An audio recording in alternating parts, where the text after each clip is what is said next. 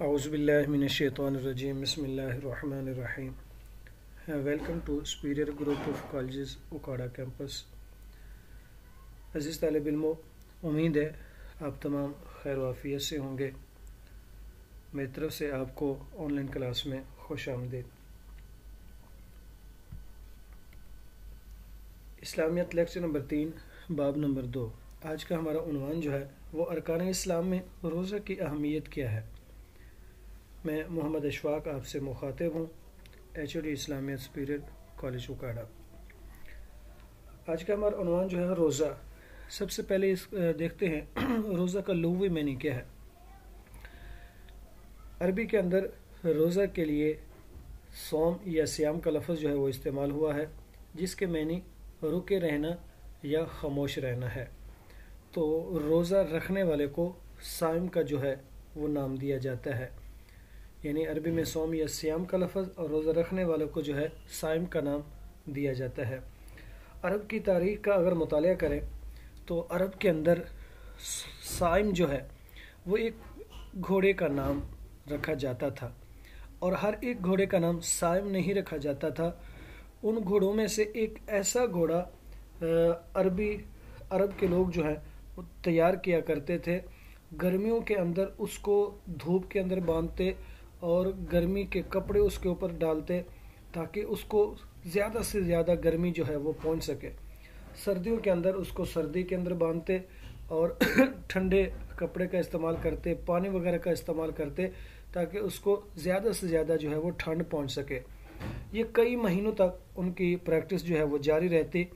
پھر اس کے بعد کئی سالوں کے بعد جب وہ گھوڑا اس نتیجے پر پہنچ جاتا کہ مالک اسے باہر لے کر جاتا، دوڑا رہا ہوتا تو مالک آواز دیتا رک جا، تو وہ گھوڑا آگے ایک قدم جو ہے وہ نہیں اٹھاتا تھا۔ جب اس نتیجے پر گھوڑا پہنچ جاتا تھا تو ایسی پیروی کرنے والے کو، ایسی تابعداری کرنے والے کو صائم کا نام جو ہے وہ دیا جاتا تھا۔ تو روزہ دار کو بھی صائم اس لیے کہا جاتا ہے، اللہ رب العالمین جو ہے وہ انسان کی پریکٹس کروا رہا ہوتا ہے، بھوک سے پیاسا رکھ کر یہ ساری انسان کی پریکٹس کروا رہا ہوتا ہے کہ جب اللہ کہے کھا تو انسان کھا لے، جب اللہ کہے رک جا تو انسان جو ہے وہ اس وقت اپنے آپ کو روک لے۔ اس لیے انسان کے لیے بھی صائم کا لفظ جو ہے وہ استعمال ہوا ہے۔ مفہوم یا روزہ کی تعریف اصطلاح کے اندر جو ہے وہ کیا ہے؟ صبح صادق سے لے کر غروب آفتاب تک نیت کے ساتھ، یعنی روزہ کی نیت کے ساتھ کھانے پینے اور نفسانی خواہشات سے رکے رہنا جو ہے وہ روزہ کہلاتا ہے۔ روزہ کی اقسام، یعنی روزہ کی بہت ساری اقسام ہیں۔ روزہ کبھی فرض ہوتا ہے، کبھی واجب ہوتا ہے، کبھی جو ہے وہ سنت کے درجے میں آتا ہے۔ فرض جیسے رمضان المبارک کے روزے، واجب جیسے قضا روزے، یعنی انسان جو رمضان میں چھوڑ دے دوبارہ رکھنا واجب ہو جاتے ہیں، یا انسان نے کوئی نظر یعنی منت مانی اس کے لیے روزہ رکھنا یا روزہ کفارہ جو ہے یہ واجب روزے جو ہے وہ کہلاتے ہیں۔ مسنون یعنی سنت کی دو اقسام ہیں، موقدہ اور مستحب یا نفلی روزہ جو ہے وہ سنت، جیسے حضور علیہ الصلوۃ والسلام کی سنت ہے، آپ صلی اللہ علیہ وسلم پیر کے دن کا روزہ رکھتے تھے، تو وہ روزہ رکھنا ہمارے لیے جو ہے وہ سنت ہے۔ شریعت نے مخصوص اوقات میں روزہ رکھنے سے منع بھی کیا ہے، جیسے یوم شک کا روزہ، یعنی کل چاند نظر آئے گا یا نہیں ہے، تو اس شک کی بنیاد پر انسان جو ہے وہ روزہ رکھ لے۔ شریعت انسان کو منع کرتی ہے ایسا روزہ رکھنے سے۔ عید الفطر اور عید الاضحیٰ کا روزہ وغیرہ۔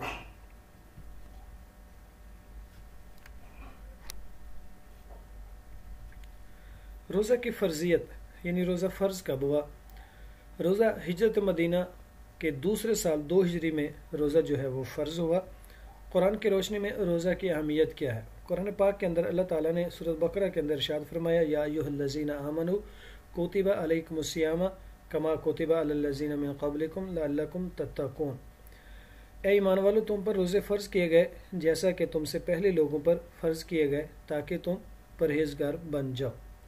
اب یہاں پر ایمان والوں پر روزے فرض کیے گئے ہیں، اس سے پہلے لوگوں پر بھی روزے جو ہے وہ فرض کیے گئے، یعنی جتنے بھی شریعتیں آئی، جتنے بھی انبیاء ہے، ہر نبی کی شریعت کے اندر جو ہے وہ روزہ فرض تھا، لیکن اس کی نوعیت، اس کی اقسام جو ہے وہ ذرا مختلف تھے. کسی کے اوپر چند روزے فرض تھے، کسی کے اوپر کسی طرح، اور ان کے وقت کے لحاظ سے دیکھا جائے تو ٹائمنگ کے اندر بھی کافی فرق نظر آتا تھا. اسی طرح پہلے لوگوں میں یہ بھی ایک روزہ تھا کہ گندم سے وہ دور رہتے، آٹے کی روٹی سے دور رہتے، بقیہ اشیاء جو ہے وہ استعمال کرتے، فروٹ کا استعمال کرتے، چاولوں کا استعمال کرتے، پانی کا استعمال کرتے، صرف گندم کی چیزوں سے دور رہتے. یہ بھی ایک روزے کی قسم تھی ان کی. اسی طرح قریش مکہ جو ہے 10 محرم کا روزہ رکھتے تھے، کیونکہ غلاف کعبہ جو ہے وہ تبدیل کیا جاتا تھا.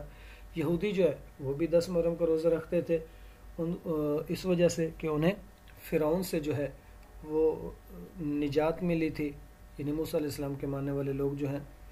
اسی طرح شریعت کے اندر جب روزہ فرض کیا گیا ہے شریعت محمدی کے اندر، تو اس کی ٹائمنگ بھی الگ تھی. 8 پہر کا روزہ جو ہے وہ رکھا جاتا تھا. مثال کے طور پر انسان رات کو جب سوتا تھا تو سونے کے بعد دوبارہ جو ہے وہ کوئی چیز نہیں کھاتا تھا غروب آفتاب تک دوسرے دن. پھر غروب آفتاب کے بعد یعنی مغرب کی نماز کے بعد جب انسان کھاتا پیتا تھا، اس کے بعد جب سوتا تھا تو سونے کے بعد پھر کچھ نہیں کھاتا تھا.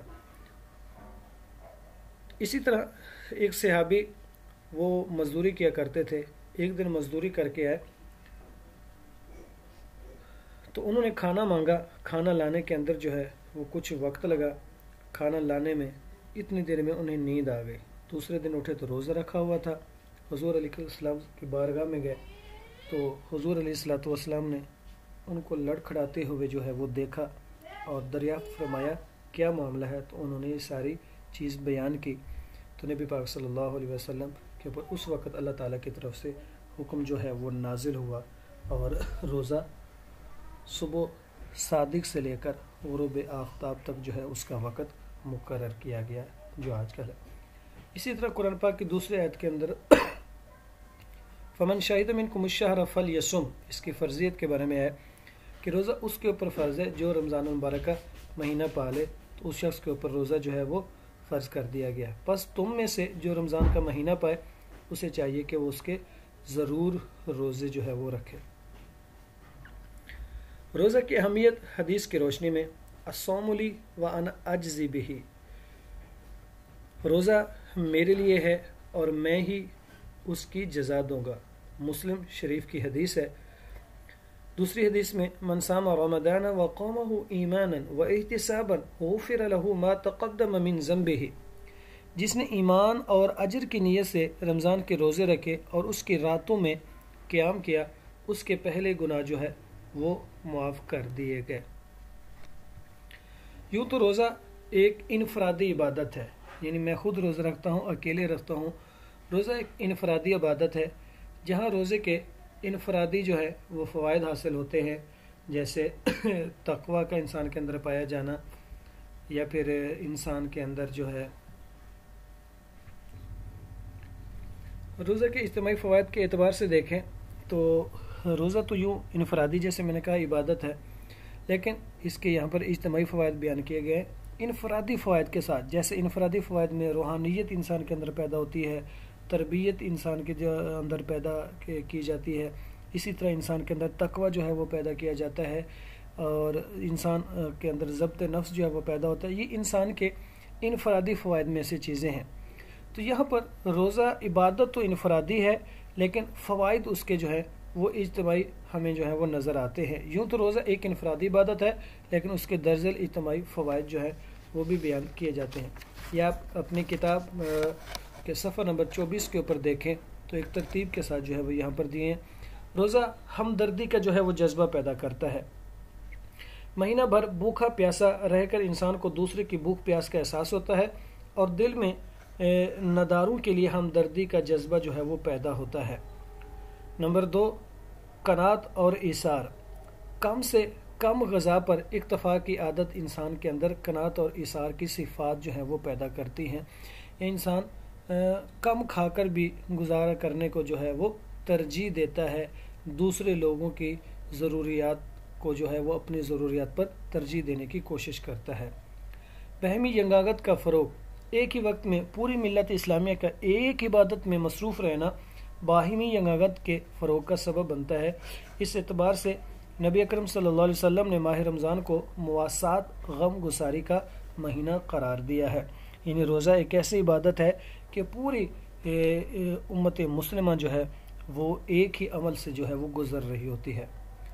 صحت جسمانی کے لیے مفید، بظاہر تو ہمیں یوں لگتا ہے کہ روزہ جو ہے وہ ہمیں کمزور کر دیتا ہے، کمزوری کی طرف لے کر جاتا ہے، لیکن ایک ماہ تک دن کے بڑے حصے میں معدے کا خالی رہنا صحت جسمانی کے لیے مفید ثابت ہوتا ہے۔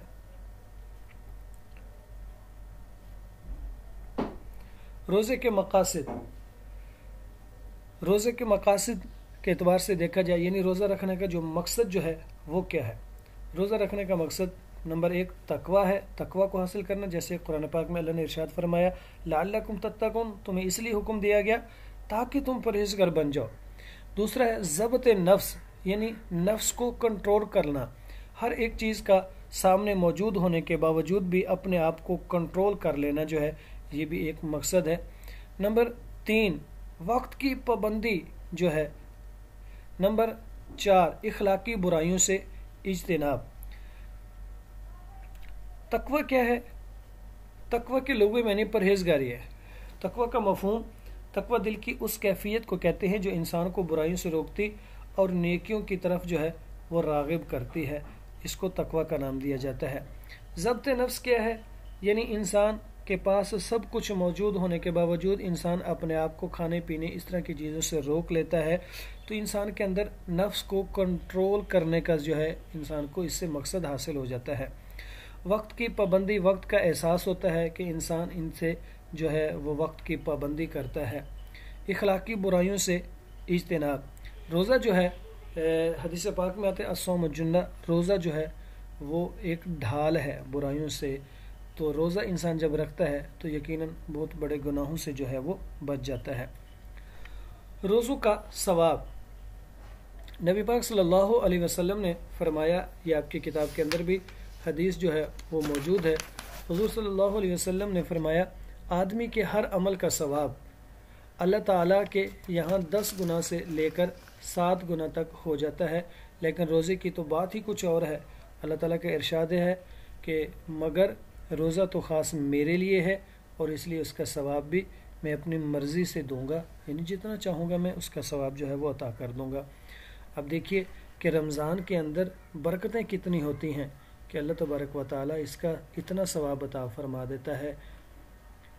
افطاری کا ثواب، یعنی روزہ افطار کروانے کا ثواب جو ہے وہ کتنا ملتا ہے؟ جو شخص، حضور علیہ الصلوۃ والسلام نے فرمایا کہ من فطر فیہ صائما کان مغفرۃ لذنوبہ وعتق رقبتہ من النار وکان لہ مثل اجرہ من غیر ان ینتقص من اجرہ شیئا۔ سنن ابن ماجہ اور ترمذی کی حدیث ہے کہ جو شخص اس رمضان میں کسی روزہ دار کو افطار کرائے گا اس کے گناہوں کے لیے معافی ہے اور وہ خود کو جہنم کی آگ سے بچا لے گا اور اسے روزہ دار جتنا ہی ثواب ملے گا، جبکہ اس روزہ دار کے اپنے ثواب میں کوئی کمی واقع جو ہے وہ نہیں ہوگی۔